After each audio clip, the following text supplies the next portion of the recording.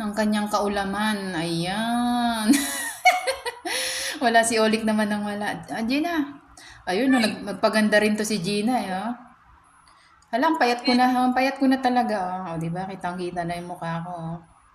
Shout out. Ano namang ulam yan, Pepot? Wow, ang sarap. Basta ako tapos na ako kumain. Si Gina, ano bang ginagawa ni Gina? Magluluto bawang. Nagalat ko lang ng bawang. Ito yung ulam ko guys. Ayan. Wow. Lunch ko. Sila, magluluto pa lang. Magluluto ako ng Wow, ang sarap niya na. Ang mga nanay talagang nasa kusina, ano? Ang mga nanay, ang mga nasa kusina. Reyna ng kusina, ang mga mudra bells. Si Pepot, busy. Kung ako kay Pepot, binablog mo yung niluluto mo eh. Ako nga eh, tignan mo, pagtai ko lang hindi ko binablog. Pero lahat nakablog. Walang lusot sa akin eh.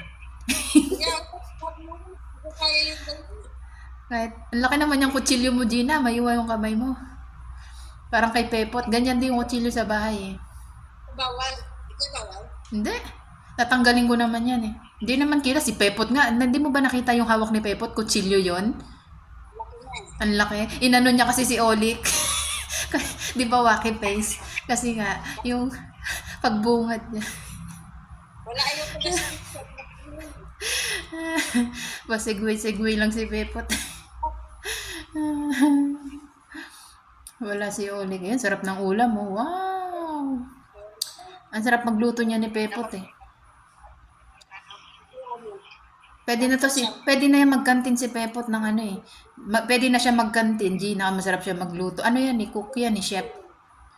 Chef talaga yan. Sabay-sabay, ano talaga yan, Reyna ng kusina. Ayan. Reyna ng kusina.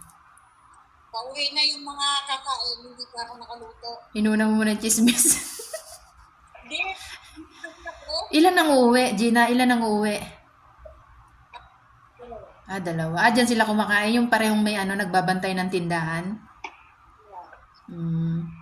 Yung isa akong musok na sa school. Oh. Isa ako doon yung kumain. Ay, ganun. Bisang magluto, natulog ka pa eh. Naka-admit nga. Para kang si Pepot, natulog. Antukin, sabi nga ni Ludes. Shout out, Oli Cribon, ikaw naman ang wala. Sabi niya, si Pings kaya nananaba, puro tulog. Ng tasa. Ina. Siya naghahanda ng pagkain. Wow, ang sarap.